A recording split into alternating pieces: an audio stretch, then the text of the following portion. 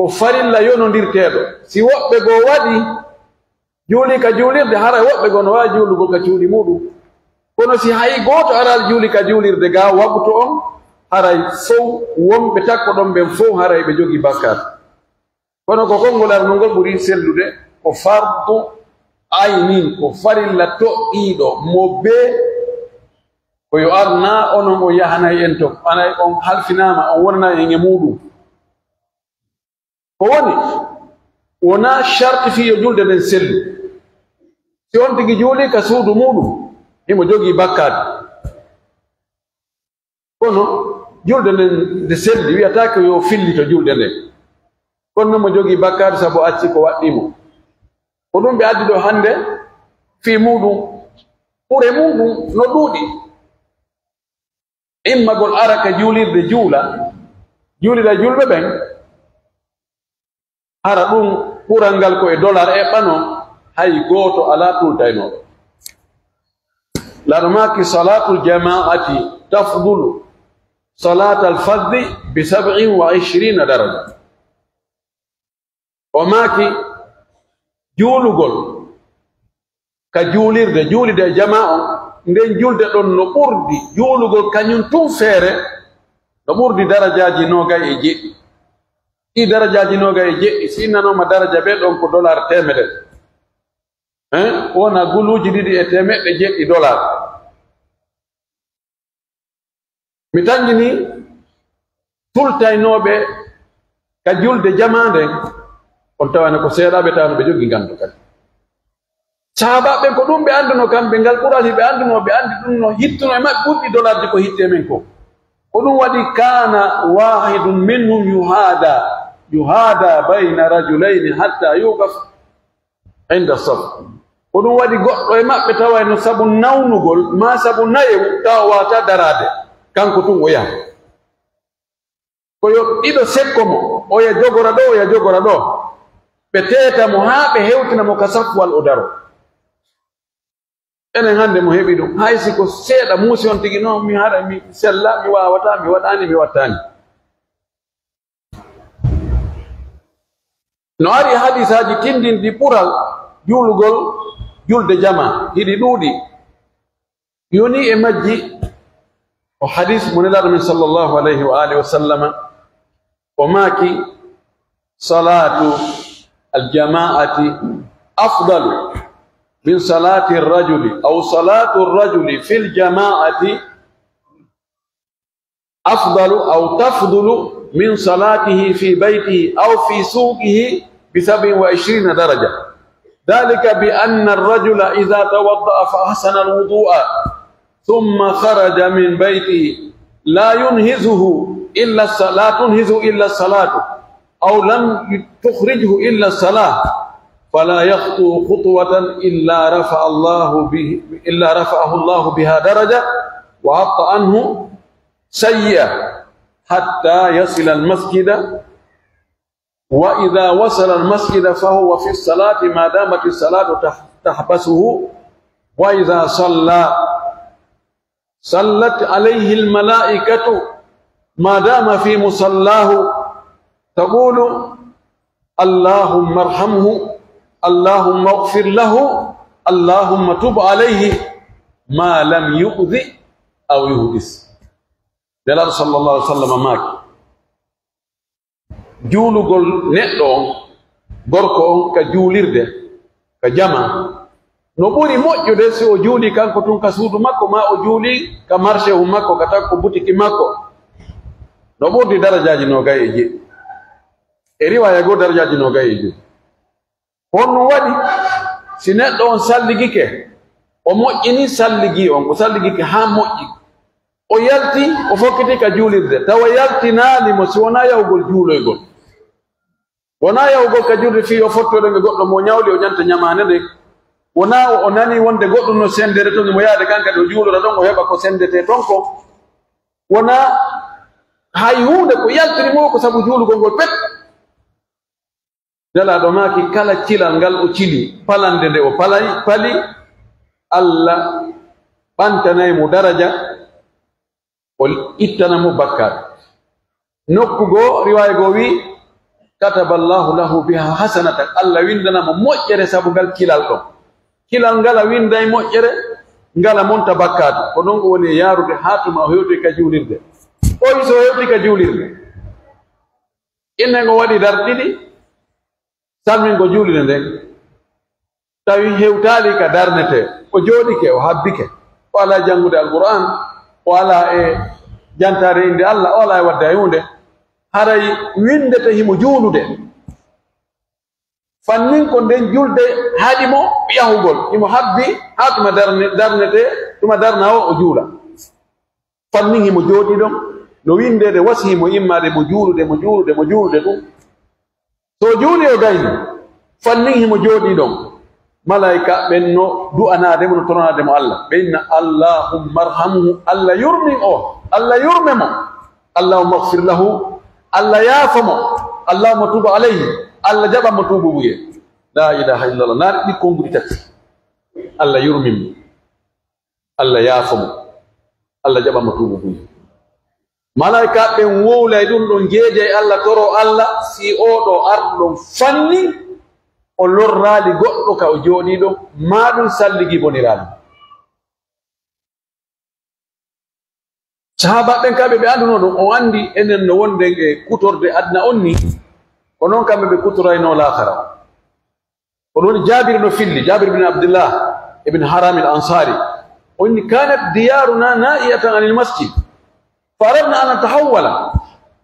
o wi menen galleji amin ɗi no woɗɗino juulirde nde meɗen hoɗno ka woɗɗiti ka juulirde men faala noon eggugol ɗon men ara tawi terenji no woodi vide kata ko juulirde men faala men diisinnare men nelaɗo jooɗi men faala eggugol kam men won to ka balli e no woɗɗi seeɗa men ara kata ko juulirde ga laaɗo maaki accee ɗon wone toon sabu kala cilal ngal cili ɗon iwgol ka juuli ka cuudu moɗon ara ka juulirde Allah windanayi on ngal moƴƴere o fukkana on ngal bone on tumati jaabiri inni men heddi men woni ɗon gorol gongo wono ɓe banu salama ɓen ko no honno ka woɗɗiti ɓay ɓe anndi jooni ka takko juulirde jooni ton no woodi terenji no woodi ton fara ɗon yetahawwalu ɓe faala eggugol ɓeni jooni yahen wonen ka takko juulirde ara ɗon no ɓatti waktu fuutatako en ɓaylaɗo humɓiɗi ko maaki bani salama diyarakum tuktab atharukum banu salama wone ka galleji mum wone ton kile batte ko immoto ɗon ton aron ka juulirde e ko hootir ton kon Allah windanayi ɗum baraji ɓe heɓɗi ka galleji maɓɓe Ubay ibnu Kaabin hino filli o wi kana rajulun لا أعرف رجلا أبعد منه منزلا أو أبعد منزلا من المسجد منه وكانت الصلاة لا تخطئه كانت صلاة الجماعة لا تخطئه فقلت له هل اشتريت حمارا تركبه في الظلماء وفي الرمضاء فقال ما يسرني أن يكون بيتي قريبا من المسجد وأرجو أن يكون ممشاي إلى المسجد ورجوعي منه إلى أهلي أن يكتب لي الأجر فبلغ ذلك رسول الله صلى الله عليه وسلم فقال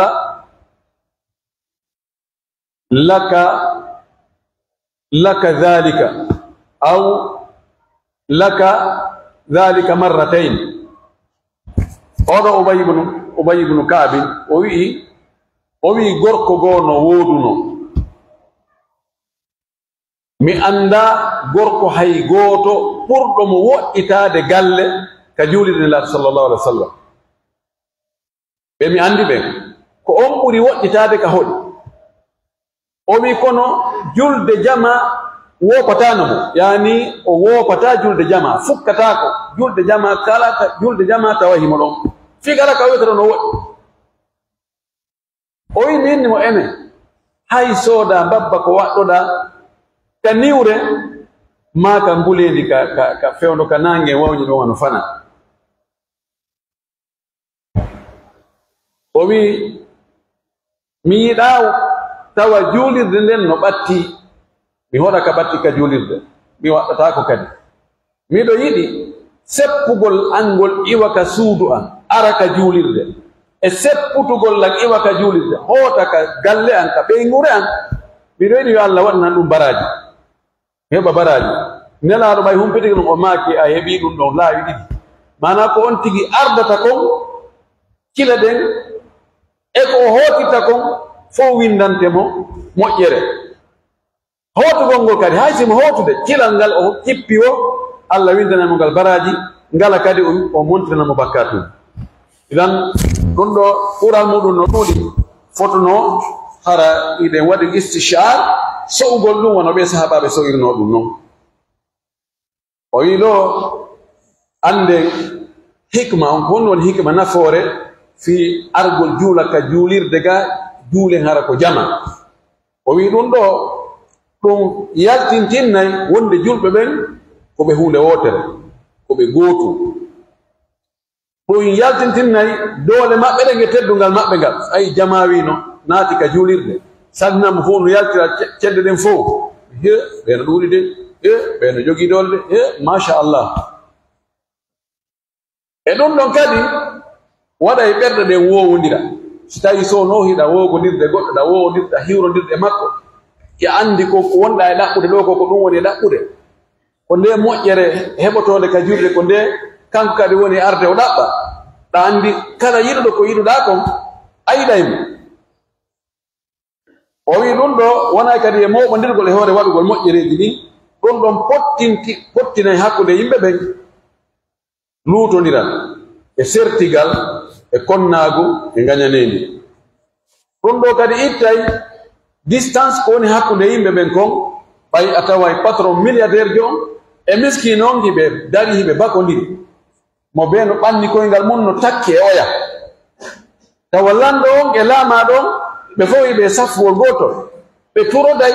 ɓe ɓantoday ɓe sujjiday ɓe jottoday ɗum ɗo holli wonde yeeso Allah fof no fota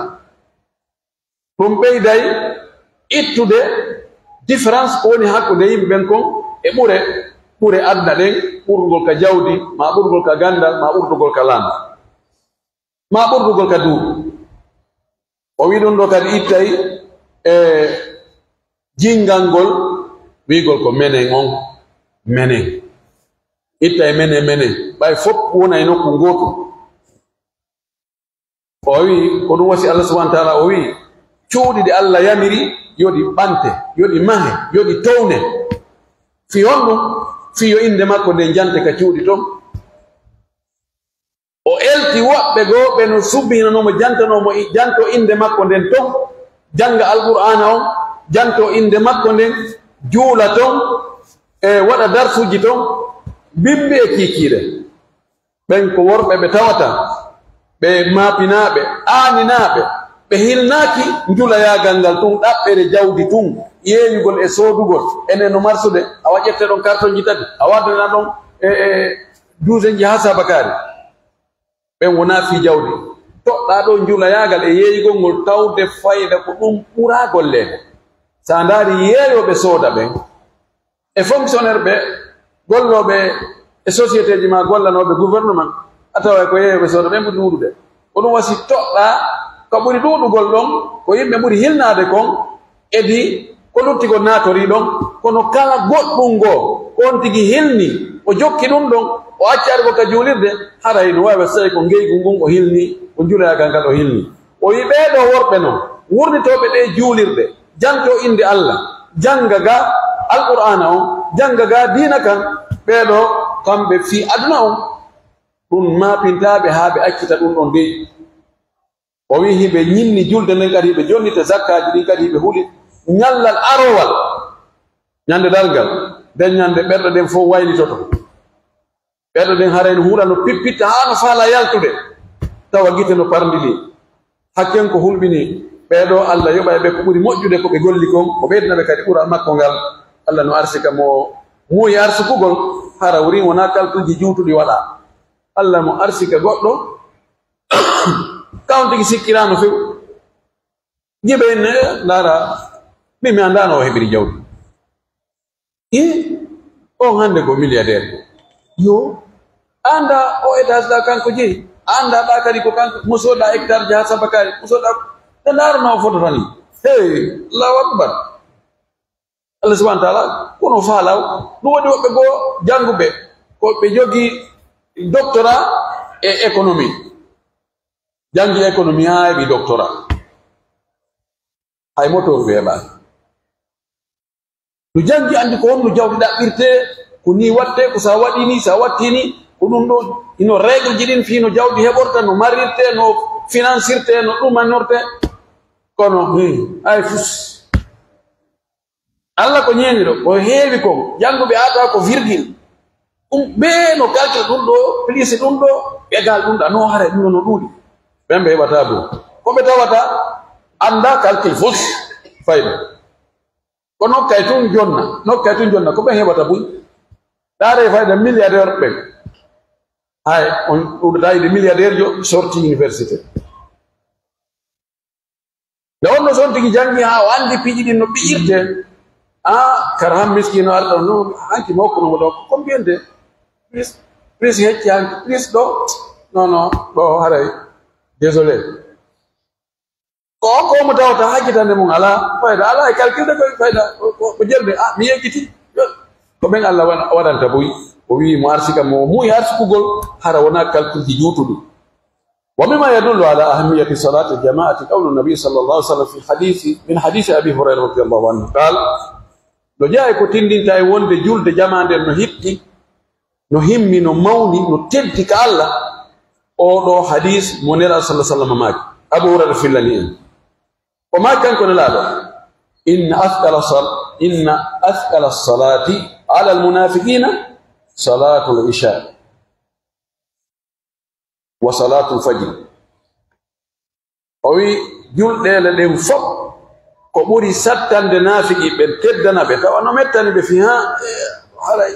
wallahi o wi ko julɗele ɗiɗi ko julde geeƴe e julde subaka julde geeƴe aray fewndo hirde fewndo hirtagol fewndo kawntigi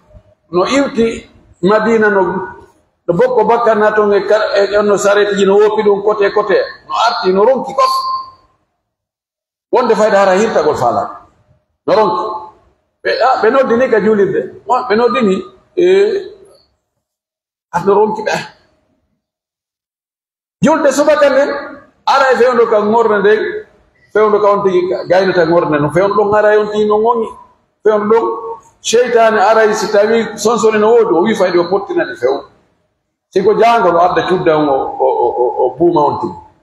si tawi ko fewndo ngulendi mo jogi wantade ɗo adda wifa on tigi ɗon ha ɓunna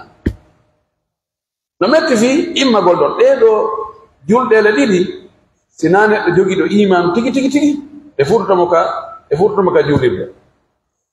o wi ko ɗeɗo ɓuri sattande naafiki ɓen o wi kono walaw ya'lamuna ma fihima hara ɓe naafikiɓe tultaynoɓe ɗeɗo julɗele ɗiɗi ɗum ko geeje ɗen e subaka on hara ɓe annduno ko woni e majje moƴƴereji ko woni toon kon baraji ko woni toon kon la atawhuma ɓe arayno ɗeɗo ɗiɗi ɓe tawtino ɗeɗo ɗi walaw habon haysi ko fofagol haysi ko ruugugol habbu hono boboye foforta ni haysi ko ɗum no ay pellet si innama joni si a fofi si a yahi a tawama julde geeƴe nde ayɓa $1000 si tawi kadi ko subaka on ayɓa $1000 wallahi hay si a nawni haysi koye a fofo ayna e wallelan jogani elan ɗo taw majja ɗo de iron ka taya ɗo min kadi ɓe mi tawe ɗon kono honɗum woni e geɗa seytane ɗayniri en ka gollal ngol diina Allah wi innama tuwaffawna ujurakum yawmal qiyama to jodini ko gaɗa to arena sa yi yimɓe ɓen no feetani fi aduna o ko ɓayi ko soppa ɗon rotta ɗon ko hin ko kattu pat sa hendi ke mbuɗɗi nafoore nde goɗon e ɗon ɓoyago sooda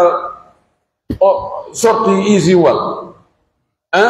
ye ayi alaji kare ngal wa je ko kam ɓini ha mi nakam no mi andi tibe ko kambe tigi ay ali suudu je baydon intérêt on no rena don e don nafon no rena don hare mo be no wakili don aliyati min take wullu wallay ton ta ay godo yeeyo mi torki ma fi Allah wakilu da bambudi e Madina sina ara ko tafuji ndore yidi no woddu kono don duda ko e ko tawti ko no mi yangi kamero ki mebali no tori on du'a haray fayda on tigi ngam kiyo ko nyumi mi ay do mi wadi ni mi wattirini aretu siko ni karaguano yaade disu no lumbiro yede do wiye ko mi lumba ma mi humba o be no wakil don kan no wakil eske no kadina kadina wakilo julde jamande alhamdulillah no yette ngalla joni yimbe be no arde ka julirde moddini kentiri su kabbe joni fayda subaka e futuro ko sedani hecciri hebugol yimbe hari futuro on dali subaka julirde nde heewa ka futuro kono nde feccata ko hakkunde ka subaka kono joni alhamdulillah yimbe no wakili karamo ko ben no wownude no makude Allah no wadi yimbe kadi be jabude ko yettude Allah kono hara kadi dum dano hebotono don direct an tawani kadi hara no be yidi seeda lan maki wala gadi hamamtu mi etti urimi himmi an amura de mi yamirta bis salati julde fatugam de darnane summa amura rajulan on tumati mi yamira gorko go fa yusalli bin nasi o almo yimbe ben ko julnabe summa an tadi gumim biya mi depara mi fokkita mai haran mi do wondi birijali nge worbe ma'ahum no wonde mabbe husmun dolle min hatabin imorde ledde ila qaumin me ya yimbe go la yashhaduna salata be tawatake julde jamande be jodi ton be yara ataya ma be jodi be wola ma be ndara television ji ma be cokka telephone ji ibe ka jodi ton no julede fa uharriga alaihim buyutahum bin nar min sunnira judi mabbe di hita odo aqwa dalili no jaa e daliji buddi jogade dole ko wiwbe julde jama ka julde ko farilla be odo ko dalili buddo jogade dole nelaado yurmetedo hay nyungi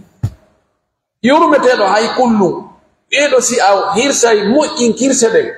si awara mojji warngogo laggo hawela suuda labe kintaw waduni wattini yurmin do ko pijidi fo si o inni mi faala borin sunnu ngi hore be hare men ko sunna accudo sunna no wi e sunnete o way to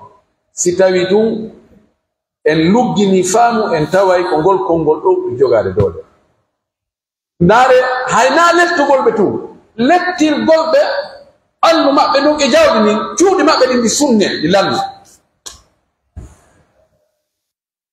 o letteji so ni kambe be suma ko be mari kon kadi suma be wona sunna acci be ko acci gon ko farilla be ko acci gon ko hulbini sinaado nelaado miiji tan ko dum so yayi ha o miiji ke do ni wuri waytawo mi wara dum min hay salli darma e an jullu be do onon suka be do are do wodi enen ko watte hay o acca julnugol julde farilla nde ko kanko woni almami fi waɗogol goɗɗum mi en konko woni waɗaton ɗum ɗon ko sunna way idan o wi وأتى ابن أم مكتوم إلى النبي صلى الله عليه وسلم يطلب الرخصة فلم يأذن له ما دام يسمع النداء wi do wonde Abdullah ibn Maktum andi ko hundo o ari kanela do mo dabbi yo nela do newnammo hara o yahali ka julirde o julata makko bay ko hundo ko laado newnano mo bay mo nan noddinando hadith o sellude on ko jaa rajulun a'ma gorko bundo ari tawdanoke Abdullah ibn Maktum onni gorko bundo mawdo o ari o ina laado inni shaykhun kabirun a'ma la qa'ida li illa al-masjid fa adalli an usalli fi bayti o wi ko mi mawdo nayejo bundo mi marado wo ko daba mi do mi naba mi ka julide acci mi jula ka suudo am la no ma julu ka suduma angina jogi ngal o fokki to yaha sen nan mak he to chakko enen sino dina mana nay oyn hi nan mak awanot julbe Allah maw nayejo bunto bo maraka do wadu hay o newna naka julugo ka suudu mudu ko an celle belle wi go bayare maccuno wodi hakkunde real e barsha joni ara yonti dum an juulo ya yesa ko an newna na o way idan ko ella wagadi akada nabi sallallahu alaihi wasallam ala fadli salati jamaati qailan ala adullukum ala ma yamhu Allah bihi al-khataya wa yarfa'u bihi ad-darajati qalu bala qala isbaghu al-wudu'i fi al-makarih wa kathratu al-khuta ila al-masajid wa intidharu as-salati ba'da as-salati wa dhalikum ar-ribat rawahu muslim dilado tentini bural heboto gangal e julde jama o maki ene on accata mi tindina on mi yeto on ko Allah montirta bakkatuji tawa sa wadi dum Allah monta e bakkatuma o townira kadi darajaji sa wadi dum don ay bay tonoji didi bakkatuji di monte darajaji ma din towne mana moƴƴi ma din beydo compte bancaire ma on beydo o ngaccata mi yeto on dum qalu bala benni hakay nelaado yeto men makane men hare men tudi noppi meden jentiti makane men dum sabuna dum do ko bural ko montata bakkatuji ko tona darajaji makane men yalla maki isbaghul wudu'i fil makarih ko timmingol salligi on fewndoji anyiniidi honno woni dum fewndo ka ndiyam bunni fewndo ka neɗɗo on ronki fewndo ka metti salligagol on tigi salligi timmuɗo no woodi woɓɓe goo si tawi jangol ngol fewndo bifi jangol ngol no woodi moƴƴi ndiyana no ɓonni ɗon ɓene adentamo yandi o wi noon sa salligike ɗon ɗum ɗon Allah waɗa ha bakkatuji maɗi monto darajaji maɗi towa ɗon goo wa kathratu khuta ila almasajidi e hebbingol cilagol yaha ka juulirɗe wuggagol yara ka juulirɗe ɗum kadi Allah no montira bakkatu sabu ɗum Allah no towna darajaji sabu ɗum wantidaru salati ba'da salati o wi e habbagol julde nden ɓaawo julde juula futuro on habboɗa ɗon geeƴe si geeƴe yewni juula o wi fa dhalikum ribat o wi ko ɗum ɗo woni aynugol ngo ko ɗum woni sakkagol ribat ko yawgol sakko ka foron ayna no jeeya e ko jonnata baraji e moƴƴereji boy on tigi o yahugon ka foron o ayna fiwota ayɓe naatirɗon ko golle ɓurɗe mawnude ɓurɗe satto kadi waɗi ko weɓutugol wonki mo ɓay woɓɓe ka foron ɓen si ayɓe ngari taw ko si ɓe waawi ko ɓen noon taw régulte taw ko ɓen noon warete ko tuma ɓen noon wara si feƴƴe joni a ƴettugol wonkimaki jonna Allah o wi ɗo no si a wawata wadde ɗum a ari a juuni waktu tawi on ɗon e waktu heedowo ɗon on a ala goɗɗo ngo ko bonata joɗɗa ɗon habboɗa janga alquran jantoɗa inde Allah haa tuma waktu on ɗimmo on hewti o juula o wi ɗum ɗo ko ɗum woni riba ko on la sallam maki e nokku goo o wi wa idha ra'aytumu rajula ya'tadu almasjida fashhadu lahu bil iman o maki so yii neɗɗo himo wowti tun yaago ka juulirde tawa ka juulirde o mankata so yiyaka tun lante enen kaari kere ɓe alaa ɗo no woodi woɓɓe goo si ɓe yaka juulirde lannodirte mi yaal ɗo kaari kono koɗi ɓe fooya ka ala ɓe ɓiyay fuuta way ɓay ɗum yiyanoma ɗo ka subaka no woodi woɓɓe goo si ɓe yiyama to he kodi jam kaari ni yiga juulirde ga kon won ko goɗɗo woni ɗaɓɓutude goɗɗum woni wullitade en torki Allah subhanahu wa ta'ala tabintin hen hoore ko yiɗi o yarli ko aqulu ma tasma'una wa astaghfirullah li wa lakum sa'iril muslimina kulli dhanbin wa khati'atin fastaghfiruhu innahu huwal ghafurur rahim.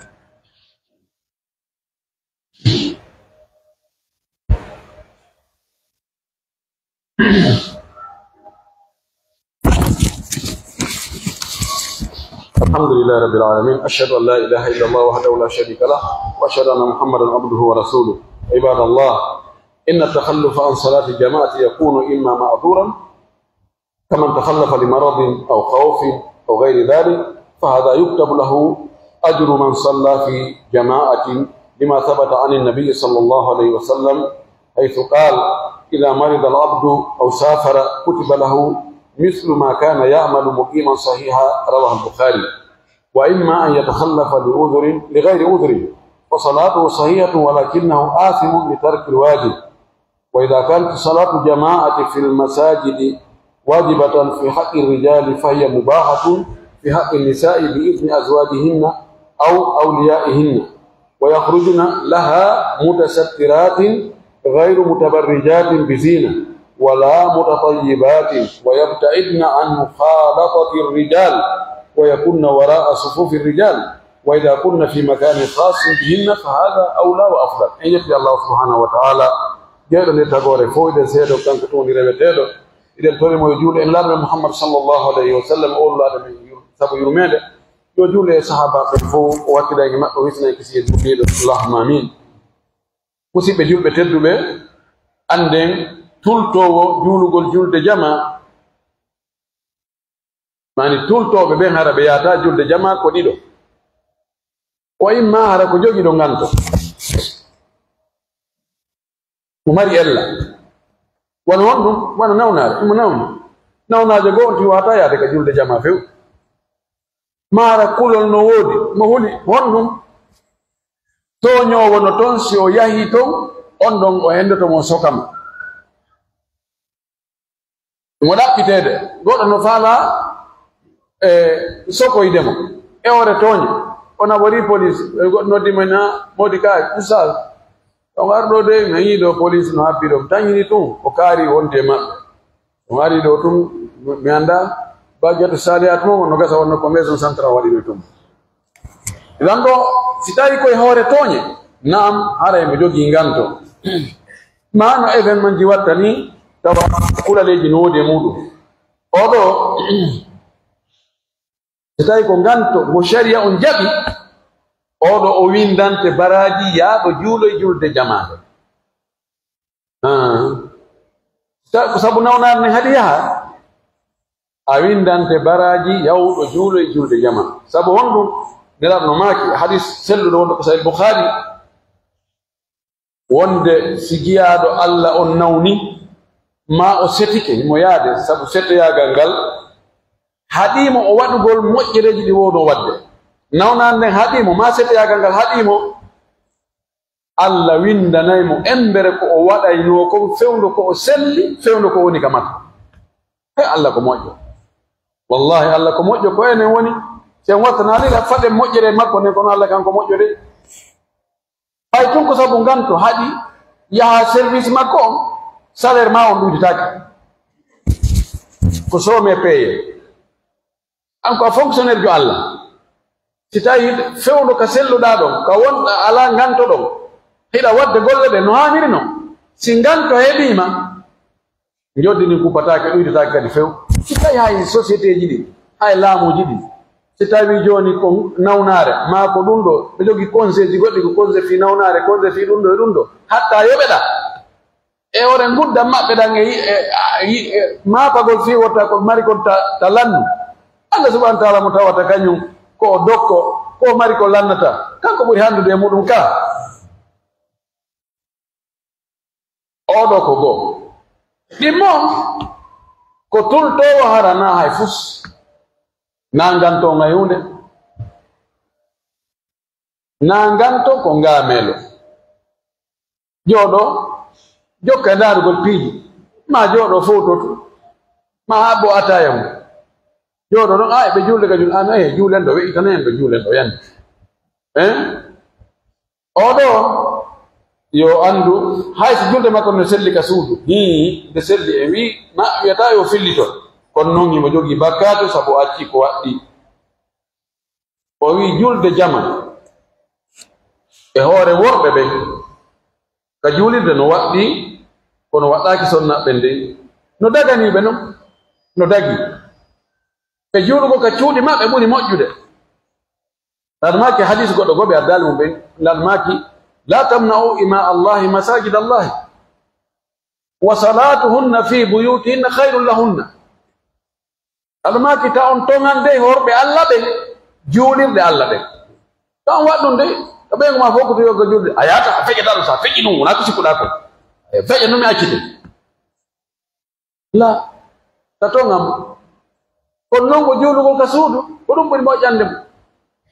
Kono si tawi sonnaɓe yalti yahugol ka juulirde ko honno ɓe haani yaltirde yo ɓe yaltu hara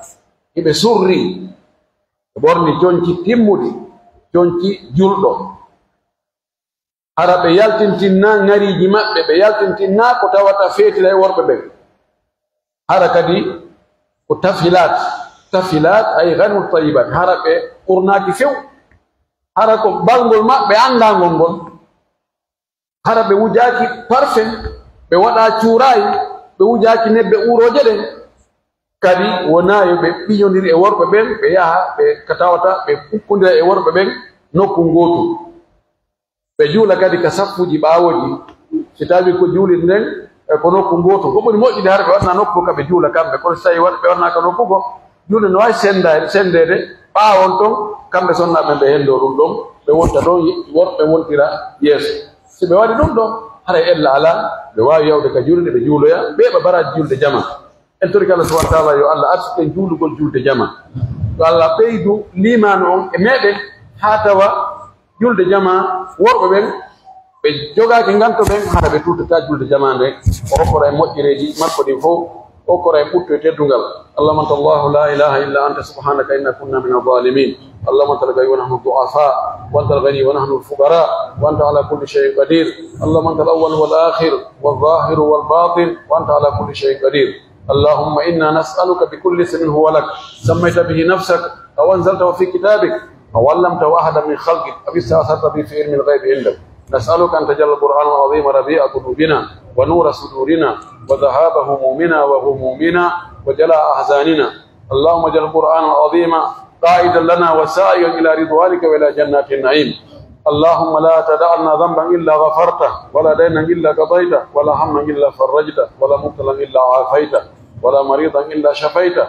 ولا مريضا إلا شفيته ولا مريضا إلا شفيته ولا جاهلا إلا علمته ولا ولدا إلا أصلحته ولا عدوا إلا كفيته ولا حاجة من حوائج الدنيا والآخرة هي لك رضا ولنا فيها صلاة إلا قضيتها ويسرتها وأنتنا عليها بمنك وجودك وكرمك يا أرحم الراحمين اللهم آمنا في أوطاننا اللهم آمنا في أوطاننا اللهم آمنا في أوطاننا وأصل أئمتنا وولاة أمورنا اللهم اجعل ولايتك فينا من خافك واتقاك واتبع رداك اللهم لا تسلط لنا بذنوبنا من لا يخافك فينا ولا يرحمنا بمنك وجودك وكرمك يا ارحم الراحمين اللهم صل على محمد وعلى ال محمد كما صليت على ابراهيم وعلى ال ابراهيم وبارك على محمد وعلى ال محمد كما باركت على ابراهيم وعلى ال ابراهيم في العالمين انك حميد مجيد سبحان ربك رب العزه عما يصفون وسلام على المرسلين والحمد لله رب العالمين.